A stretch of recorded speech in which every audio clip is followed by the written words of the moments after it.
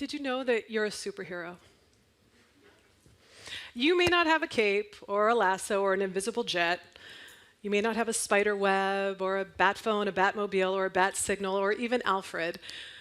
But you have these superpowers inside of you.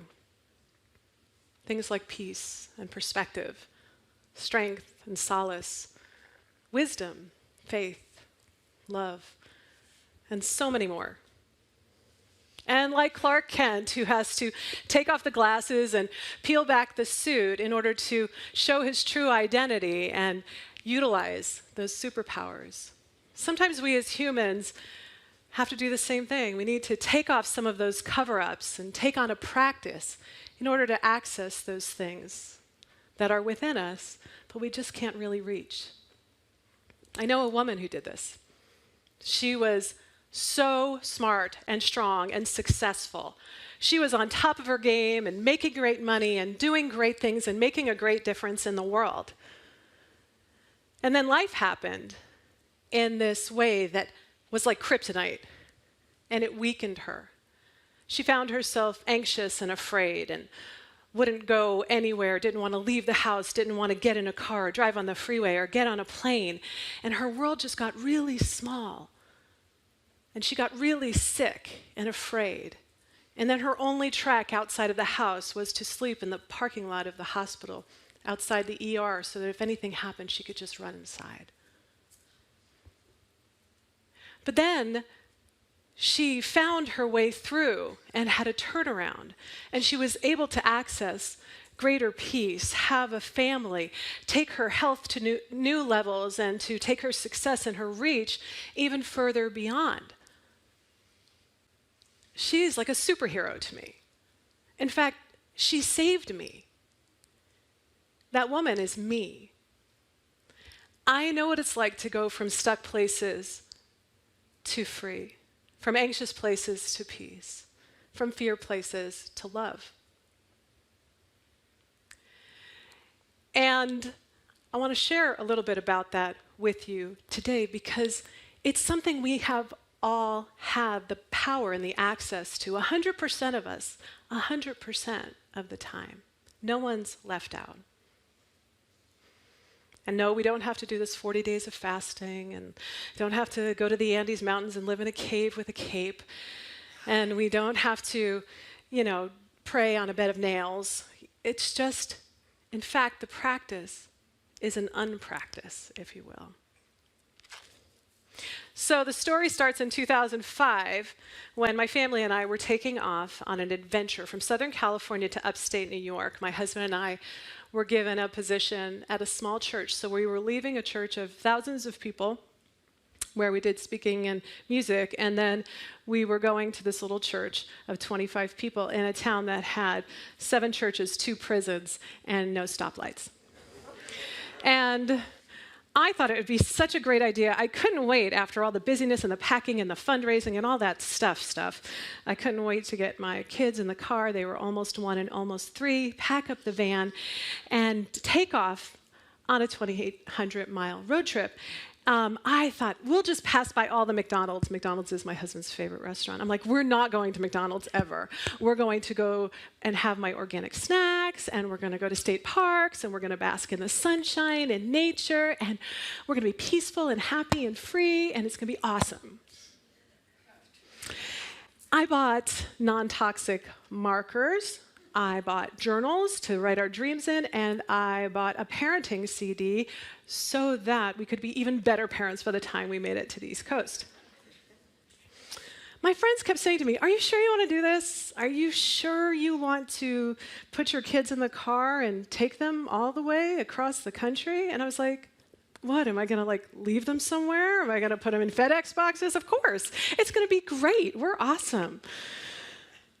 And I forgot that my kids cried their heads off on the 8-minute drive from our townhome to Trader Joe's. And we got in the car, and the crying started, and I was like, what was I thinking? What was I doing? We stopped only at McDonald's. Nobody pooped. Nobody slept. Everybody cried, including my husband. We never made it to the state parks. The kids ate the tips off the washable, not so washable, non-toxic markers. Juice spilled on the journals, and the cellophane never made it off the parenting CDs. Yeah, it was the road trip from hell. So by day 3, we made it to El Paso, Texas.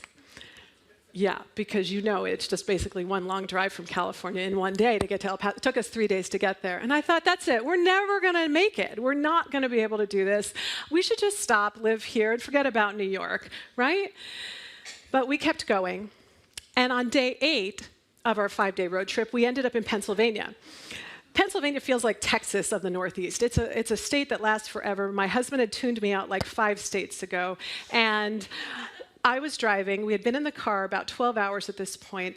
Oh, I didn't share this with you. We had every weather system imaginable. Rain in California. We had snow in New Mexico. We had hail the size of softballs in Texas. It rained we saw a tornado in Oklahoma from a distance, and I almost drove toward it. It was just tempting.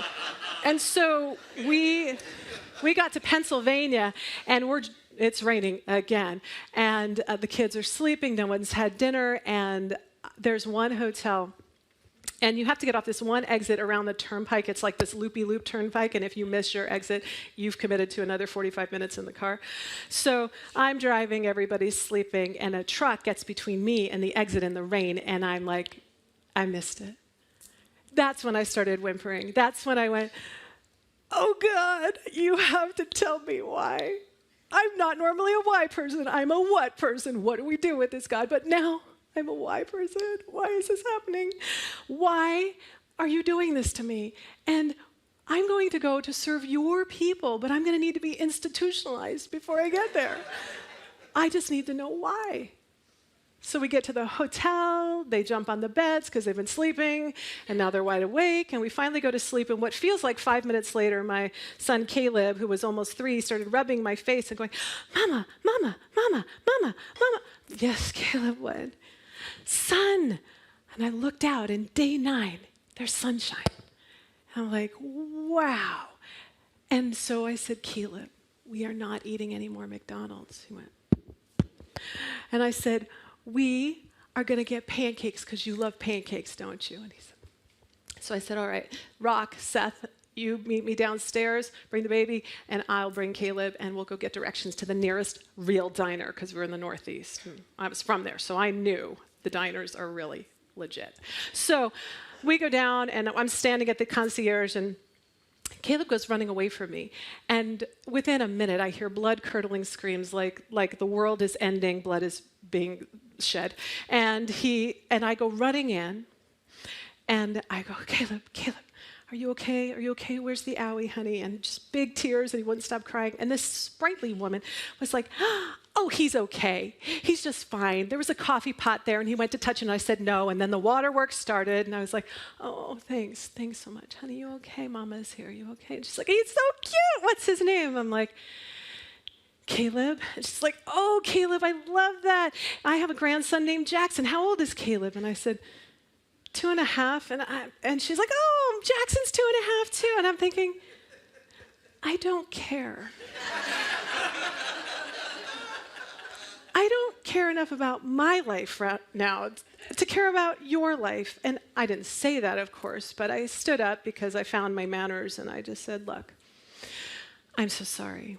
I am not a rude woman, and I am a good mom, I promise. We've been on the road trip from hell for 9 days, and I said, nobody has slept, nobody's pooped.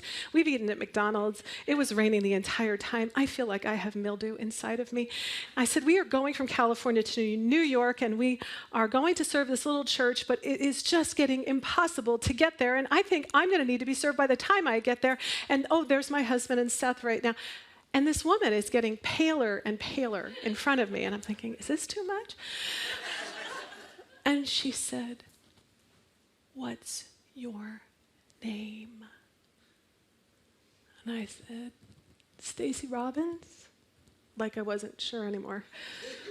She said, Stacey, it's me, Nancy, from Alaska. And I'm thinking, I've never been to Alaska.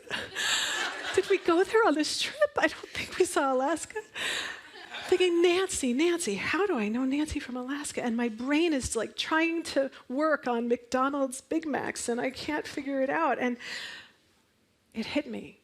My girlfriend Julie had given me a book on spiritual practices and direction a year before. And in the back of the book is a number you can call to be assigned a counselor who will walk with you through the book week by week. And for the last year before my trip, this woman named Nancy from Alaska was the counselor who walked me through the entire book. That's what we said. We're like, wow. Wow. Wow. And I said, all right, Nance, the seas have parted. Where do we go? She said, let's go to church. And I was like, you know, when you work in a restaurant for your living, you kind of want a home-cooked meal. And when you work in a church, you kind of want to go to a park or a restaurant. But I was like, all right, I know that God didn't make this whole thing just happen so that we could have a wow moment. There must be some message attached to it. So I agreed to go to the church because I didn't want to miss God doing a cartwheel or something in the middle of the service. And with this big, ta-da, Stacey, here's your message. So we go to the church and we're sitting there and the message is on rest, rest, how holy rest is, how sacred rest is, how important rest is. I'm like, dude, rest is a joke. I'm a working mom with 2 nursing kids under 3 years old. I'm about to move to a new town and move into a new old house with like 17 layers of ugly wallpaper that I'm going to have to peel. And people who are expecting me to serve them the minute I get there, like, rest is not on my to-do list. Rest is my 4-letter word. And so, but the message was so big, I get to New York and I'm like, I have to do something. But every time I tried to sit down, stuff came up and I was like, this doesn't feel good. I think I'll wash the baseboards, because washing the baseboards is definitely more fun than resting. And so, but something happened, and one day I get a knock on my door. I go and answer it. Hey, neighbor. There's this man standing there. He's got dark hair and glasses, and he's got a dog next to him. He's like, my name's Ed, and this is Freckles the Wonder Dog. What's your name? And I'm like, hi, Ed. Hi, Freckles. I'm Stacey. Hey, Stace, welcome to the neighborhood. I just thought since you're new here, you didn't see the sign on the fire department kiosk that said, you have to boil the water. I was like, excuse me? He's like, yeah, well, it's been raining a lot here. I'm like, I know, I just drove through all of it. And he said, when the rain happens, the pipes aren't fitted properly, so the mud gets into the drinking water, and yeah, you have to boil it. And it's been raining so much, you probably should skim it too. I was like, huh? He's like, yeah, well, we're right there at the Victorian with the wraparound porch, so if you need anything, let us know. I'm like, thanks, bye. Huh? I close the door. I'm like, I moved to New York, not a third world country. What happened here? And so I go and I put the spaghetti pot under the sink and I open the spigot and I look at the water and everything looks great. And I'm thinking, Ed is out of his mind and Freckles is running the show there, I'm pretty sure. And so it filled up, I turned it off, and I went over to our old stove, and I tried to click the thing and not blow up the house, and it lit up, and I went back to get the spaghetti pot, and there it was. The water had settled, and it was this murky, ugly, bubbly, needing to be skimmed, turbid water. And I was like, oh my gosh, that's me. I'm like that water. I look fine when I'm running. I look okay at 1,000,000 miles an hour, passing by in a blur. No problems there. Did you catch her? So I sat down in my kitchen. I pulled up my sleeves and I was like, all right, God, what do we do? Tell me what to do. We'll just put a little bit more spiritual elbow grease on this and we'll fix this. And if you can imagine how big the silence was in that moment. And then if God shook its head, I could hear that. It's like, no, you're not going to do anything. I'm going to do it. And this picture came to me of God as a surgeon and the Holy Spirit as the anesthesiologist, and Jesus was the nurse, and I'm lying on a gurney, and I realize I'm the patient, and my job is to just show up, shut up, and be still. So I was like, all right, I'll do it. I'll do it. And so the next day, because like, why start now, right? So the next day, I set the timer for 15 minutes, and I go and sit down in my bedroom, and I tell my husband, if I come out of this room before 15 minutes is up, shoot me. He's like, that's severe. I'm like, I'm serious. So I sit down in the stillness, but not the quietness, and I was like, hey, God, is this right? Do you want me to sing? Should I pray? Do you want me to journal? I've got some books. I have all these devotionals I hadn't read. We can do that. Hey, I have some questions. Why does the church have so many rules? And what is the deal about who we're supposed to love and not supposed to love? And all this stuff about, like, wait, God, are you a man? Are you a woman? Are you an it? Am I going to get in trouble for asking this? Am I going to go to hell? Is hell real? What about heaven? Is heaven... There were 14 minutes left, and I had just started. It was a nightmare. I was a nightmare. And I kept sitting each day until all those nuanced questions kind of settled into silence. And what came to me was one kind of big question of just, God, would you show me who you are? And then a funny thing happened. I started seeing some things about myself. I started seeing that I had this arrogance, this know-it-allness that was a cover-up for insecurity. I started seeing places in my life where I judged people, places and things when I felt unsafe and out of control. That was my cover-up. And I would use pride in the places where I didn't trust.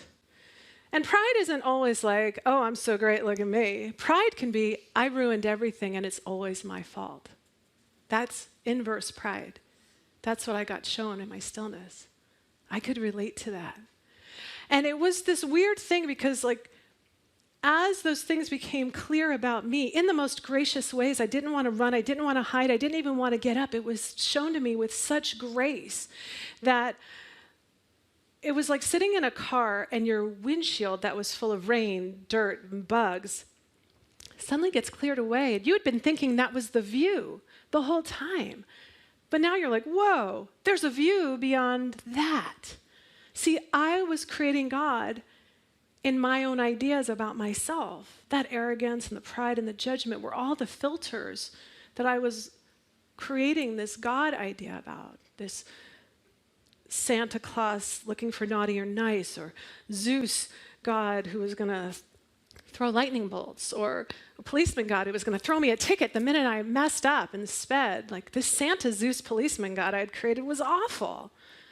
And in the space of that not being there, I didn't know who God was, but I knew who God wasn't. And that brought me a level of peace that changed me.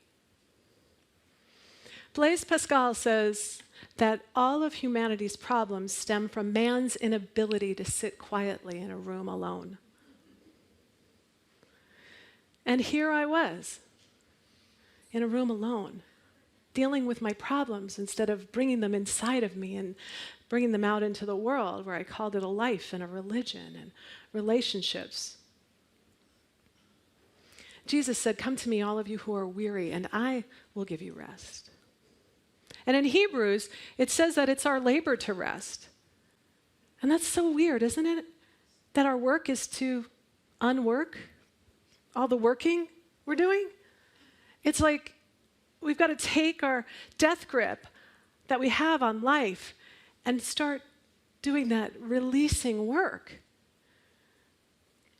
And in our culture that really celebrates busyness and doingness, it's tempting to want to look for the next hard thing to get to the next great place. And trust me, I do that. I do 100-day Taoist gongs. I do asceticism. I do, fasting. I do all of those things. But I will tell you, one of the best practices for the weary soul is just showing up and doing that thing of being still and knowing that I am God. See, what happened is that as I was lying there in bed for those months after the space and the peace came, was I felt these words pass through me. And one night it was just, I am love. And I started crying. I'm like, yes, you are. Of course you are. I don't even know all of what you are, but of course you're love. But it wasn't done. It said, and you are love. Well, of course, how could you be God, a God of love, making me from love stuff, and I not be of that essence and the expression of who you are? Because I had such bad spiritual math. I had the 2 + 2 = 5 math. It's like, God is so great and I'm awful. God is so worthy, I'm unworthy. God is so awesome and I'm rejectable. And I made that make sense. But now what was coming clear in my practice of stillness was this knowledge. And that word know is about intimacy.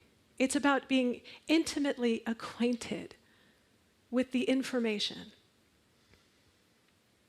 And so in my being still, I had this knowledge of that God is love. And it was so much peace to me. It freed me up to love people. It freed me up to be free. It freed me up to forgive myself and laugh more at my mistakes. And I am not done, I promise you, but I am different. I am different from that girl who hid and that girl who was afraid and that girl who was 270 pounds and sick and told she was dying. I am such a different version of me, and a huge part of that was the stillness. But here's the juiciest part. Being still isn't just the practice. Holiness has so many gorgeous layers to it. Being still is the thing I did in order to experience the knowing of God as love. But it means something more if you go back to the Hebrew text. It's a term that we get the German word stillen and our word still.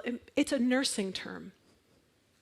Now, for any of us who've ever seen a nursing baby, we know that that is a crazy experience. Like, they're hungry, they're screaming, they're crying, they're like falling out of somebody's arms to get to their mama, and then they get latched on, and then they're like, ah, and they're still crying. They're right there, but they're still crying. And I thought that's what being with God was like, because that's what my God relationship was like. It was this, I love you, everything's great, we have awesome experiences, like Nancy from Alaska. Oh my gosh, I'm unworthy, I'm a mess, everything's falling apart, I'm a nightmare. Let's pretend, let's hide, let's get busy. That was a lot of my God relationship. Genuine faith with genuine mess. And I had no peace about the mess. And I didn't really have peace with God. But the term is future perfect. And it's a term that is about when the child is done nursing. And it drops off the bosom, and it goes, lives its life. It means it's done with the whole nursing process. The term is satisfaction. So if we were to say that scripture in a fresh new way, but an old ancient way, it's be satisfied and know intimately that I am love and you are too. Now go live this life that I gave you. That's what that scripture means to me. Be satisfied with who I am and who you are. Know that I'm love and you are too. And now you're going to go live that life and work out what that understanding means to you. And when that happens, the job that you lost, the relationship you screwed up, the kids who won't talk to you or the parents who don't remember you, that doesn't make you lose you anymore, because you understand that who you are as love is written into the DNA and nobody can take that from you. And when do you get that information from your God encounter? No one can take it from you because no man or woman gave it to you. It is intrinsic. It is something you go, I just know that I know that I know that I know. Life can be upside down, inside out. It can be a hot mess, and I can be a hot mess with it. And I'm still working out the DNA part of me that is love.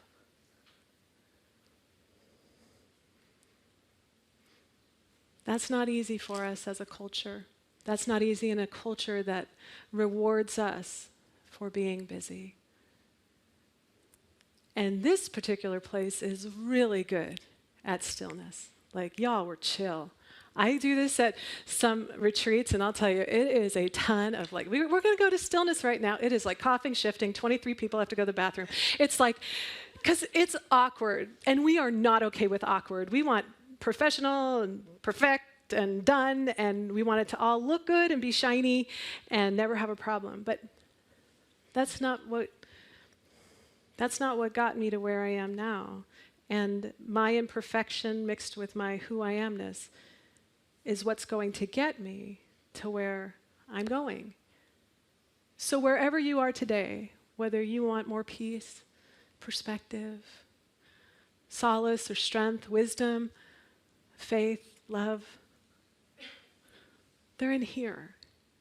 They already live here. It's part of the gift of the Spirit of who you already are in your essence. And so the invitation for 100% of us, 100% of the time, is to come, to be still, so that you can get up from a place of satisfaction and go live that peaceful understanding of love. So we're going to practice the practice right now. This is how it's going to go. I was going to read you a poem that's on my phone. Can I have my phone?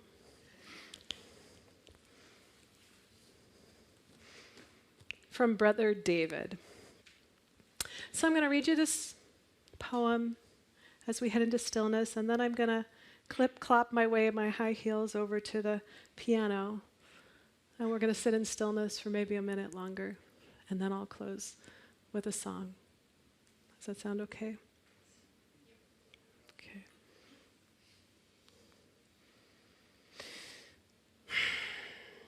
I invite you to close your eyes if you are willing, and you can place your hand on your heart. May you grow still enough to hear the small noises earth makes in preparing for the long sleep of winter, so that you yourself may grow calm and grounded deep within. May you grow still enough to hear the trickling of water seeping into the ground, so that your soul may be softened and healed and guided in its flow. May you grow still enough to hear the splintering of starlight in the winter sky and the roar at Earth's fiery core. May you grow still enough to hear the stir of a single snowflake in the air, so that your inner silence may turn into hushed expectation. And to that I would add, may you be still enough to know the love of who God is and the love of who you are.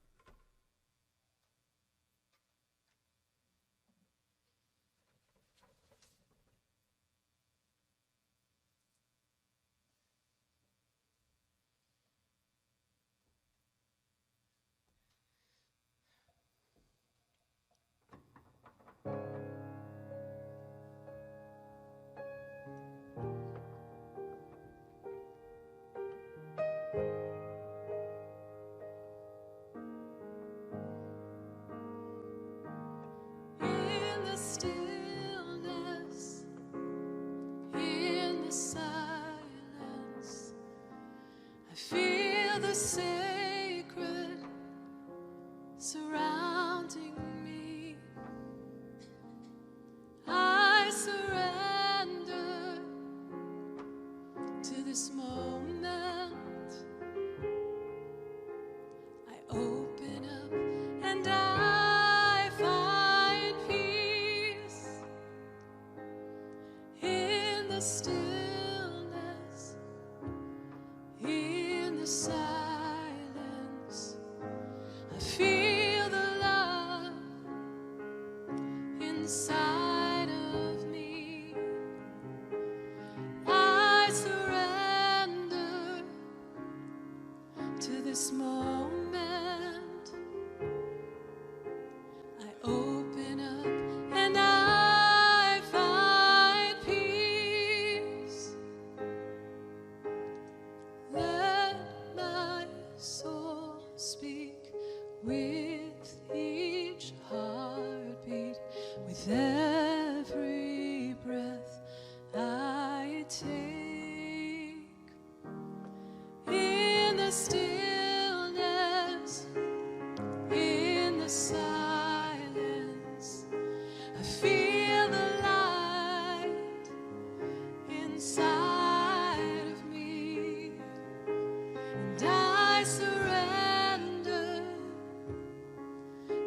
this moment, I open up and I find peace.